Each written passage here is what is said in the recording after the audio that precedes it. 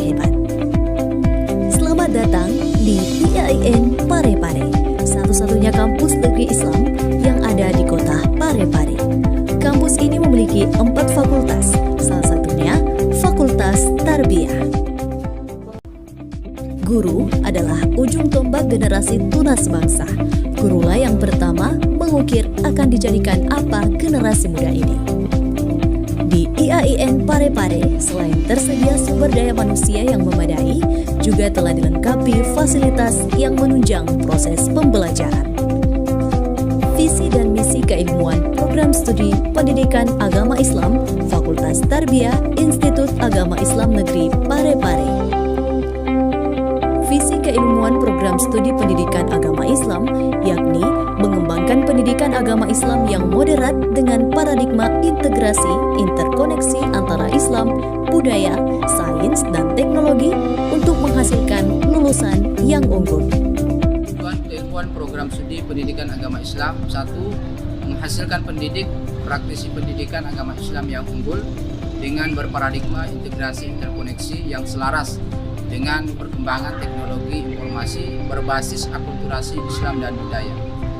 2. Menghasilkan karya ilmiah dan karya inovatif dalam bidang pendidikan agama Islam yang unggul dengan berparadigma integrasi interkoneksi yang selaras dengan perkembangan teknologi informasi berbasis akulturasi Islam dan budaya. 3. Menghasilkan pengembang bahan ajar pendidikan agama Islam yang unggul dengan berparadigma integrasi interkoneksi yang selaras dengan perkembangan teknologi informasi berbasis akulturasi Islam dan budaya.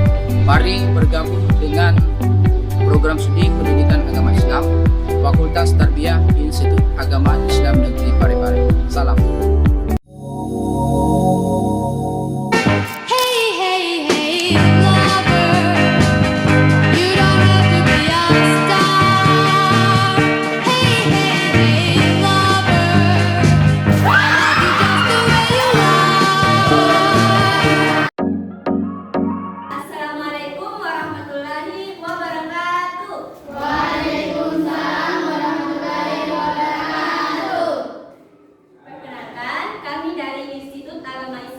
Parepare atau biasa dikenal dengan sebutan IAIN Parepare. Kami berasal dari Fakultas Tarbiyah, Program Studi Pendidikan Agama Islam. Nah, sebelum kami masuk pada proses pembelajaran, alangkah baiknya adik-adik sekalian mengetahui siapa nama kami yang berdiri di depan adik-adik sekalian. Perkenalkan, nama saya Aisyah. Halo Aisyah. Hai. Oke, selanjutnya sama kakak yang cantik di sebelah sana dipersilahkan. Bismillahirrahmanirrahim. Assalamualaikum warahmatullahi wabarakatuh. Waalaikumsalam warahmatullahi wabarakatuh. Perkenalkan, nama saya tidak bisa dipanggil Tidak. Halo Aisyah. Baik adik-adik sekalian, perkenalkan nama saya Dwi Syuhada, biasa dipanggil Dishu. Saya berasal dari kota Parepare. Halo kalian. Halo. Baik, karena kita sudah saling kenal, selanjutnya kita berangkat pada proses selanjutnya yaitu proses pembelajaran. Assalamualaikum warahmatullahi wabarakatuh. Waalaikumsalam warahmatullahi wabarakatuh. Alhamdulillah, puji syukur kehadirat Allah Subhanahu wa taala karena berkat rahmat dan hidayahnya sehingga kita semua dapat berkumpul di ruangan ini untuk melaksanakan rutinitas kita, yaitu untuk menuntut ilmu atau belajar. Salawat serta salam dapat kita kirimkan kepada junjungan Nabi kita Nabi Muhammad Sallallahu Alaihi Wasallam. Oke, sebelum kita memulai proses pembelajaran, alangkah baiknya kita melakukan doa bersama agar kegiatan kita pada hari ini bisa bernilai ibadah di sisi Allah Subhanahu wa taala. Ketua kelas bisa dipimpin doanya. Sebelum kita belajar, mari kita baca doa sesuai agama dan kepercayaan masing-masing. Berdoa dimulai.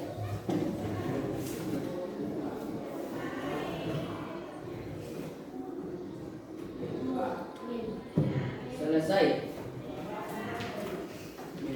Adik-adikku sekalian, selamat pagi. Bagaimana kabar hari ini? Baik. Alhamdulillah. Sudah siap untuk belajar? Siap.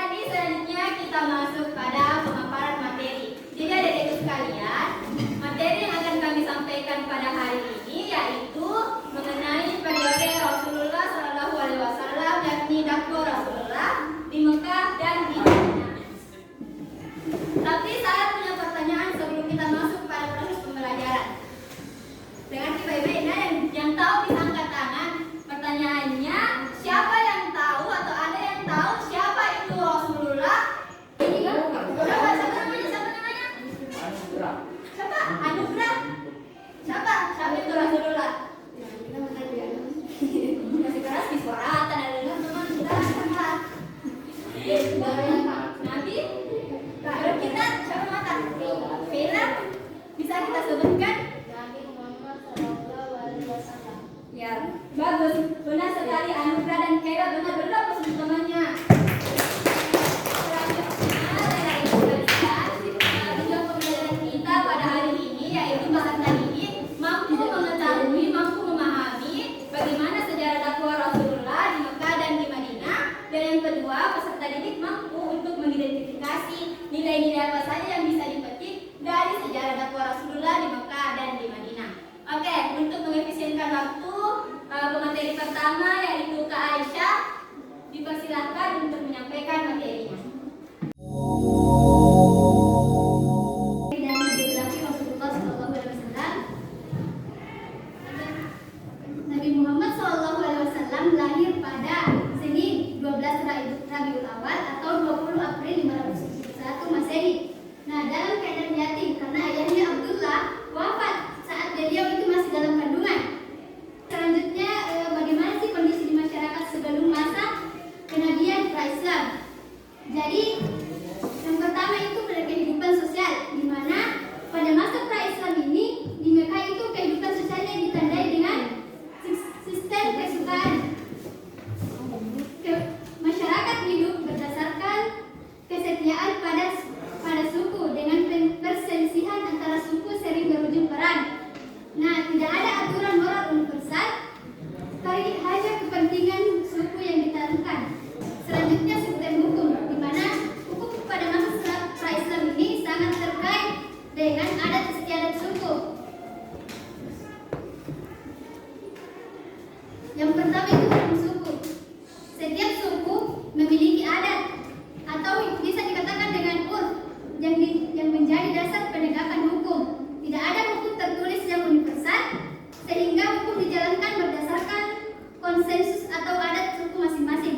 Dan yang kedua itu hakim adat dan pemimpin suku, di mana pemimpin suku atau tokoh masyarakat itu biasanya bertindak sebagai hakim untuk menyelesaikan perselisihan. Hukum juga hukuman dijatuhkan ini berdasarkan kedudukan sosial dan hubungan keluarga, bukan berdasarkan prinsip keadilan. Dan yang terakhir, penyelesaian dengan balas dendam. Banyak masalah diselesaikan dengan cara balas dendam, di mana ini mengatakan pembayaran diat atau ganti rugi dalam bentuk harta, sehingga penegakan hukum sering kali tidak adil bagi kelompok yang lebih lemah. Baik, mungkin itu saja yang bisa sampaikan. Selanjutnya akan dilanjut oleh Kakak Mustabida dengan Baik, saya akan melanjut materi yang telah dibawakan oleh Kak Aisyah, yaitu sejarah kenabian. 601 Masehi menjadi peristiwa penting ketika malaikat Jibril turun menyampaikan wahyu pertama dari Allah Subhanahu wa Ta'ala yang dikenal sebagai Nuzulul Quran. Selanjutnya yaitu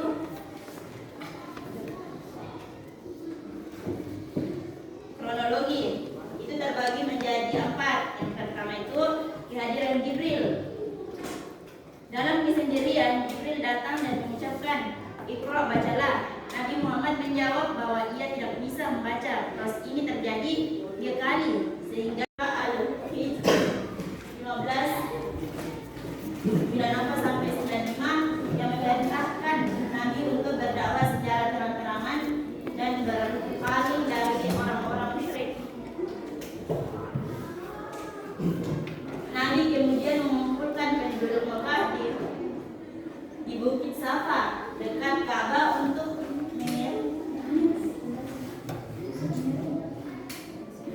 mereka agar meninggalkan penyembahan berhala dan hanya menyembah Allah.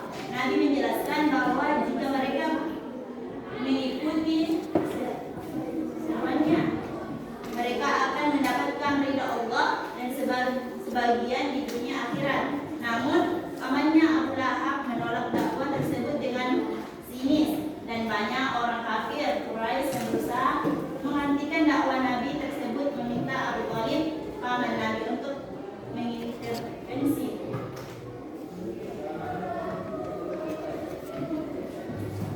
Selanjutnya yaitu reaksi terhadap dakwah. Itu poinnya terbagi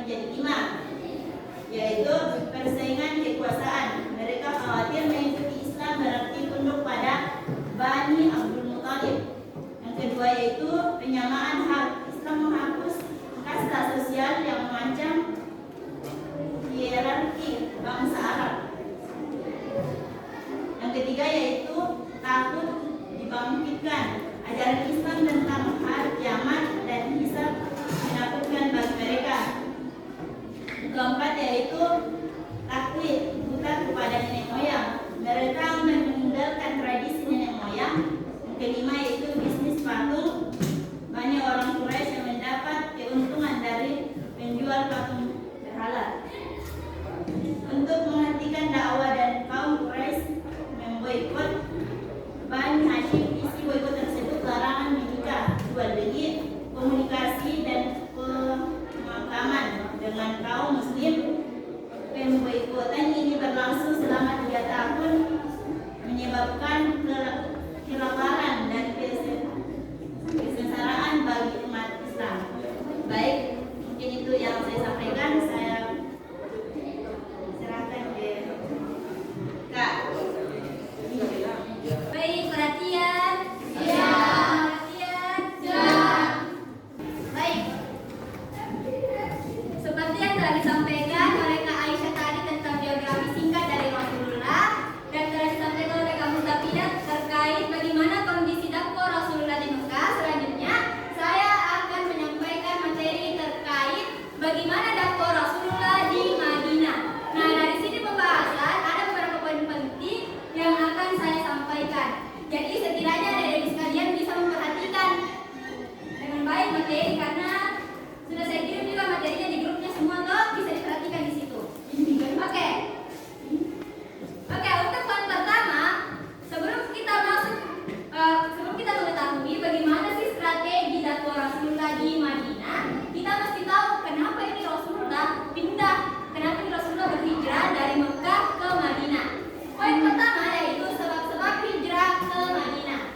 Nah, ada beberapa poin yang menyebabkan Rasulullah hijrah dari Mekah ke Madinah. Poin pertama yaitu penindasan dari kaum Quraisy.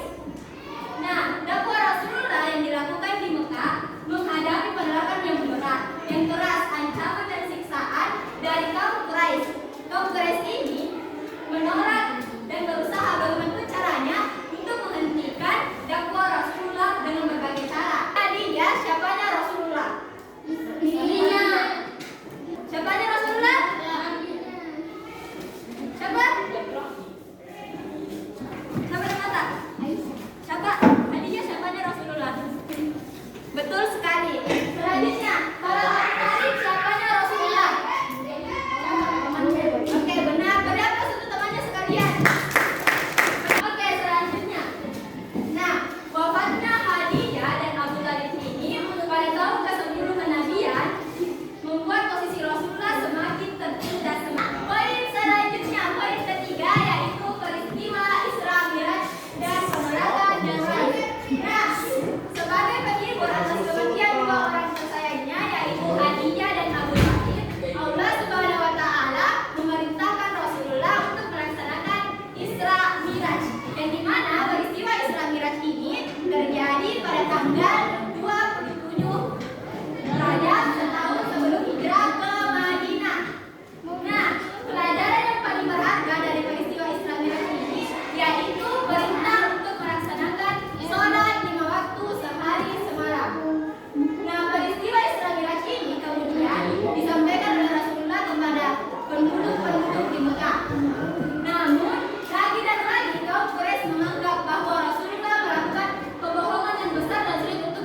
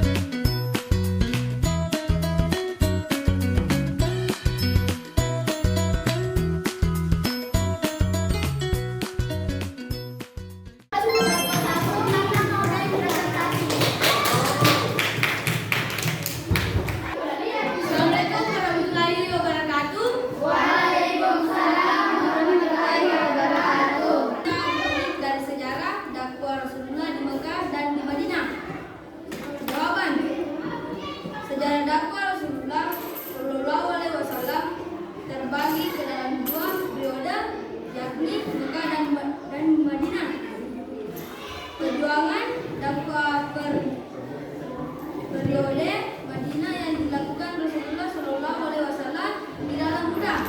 Dikutip dari buku Sejarah Kebudayaan Islam, ketidaksukaan Yahudi, kebencian kaum munafik, berbagai persoalan semasa berdakwah di kota yang dulu dikenal dengan Jazir ini berhasil diatasi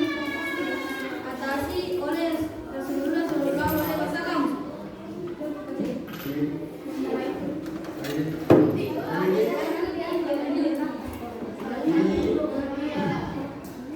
Mayoritas penduduk Indonesia merupakan para pendatang yang bermukim di wilayah tersebut. Sementara itu, bangsa Yahudi lebih dikenal sebagai kelompok yang sombong. Mereka menganggap kelompoknya sebagai bangsa pilihan Tuhan. Jadi sekian dari kerja kelompok kami. Diskusi kelompok kami. Lebih dan kurangnya tolong maafkan kami.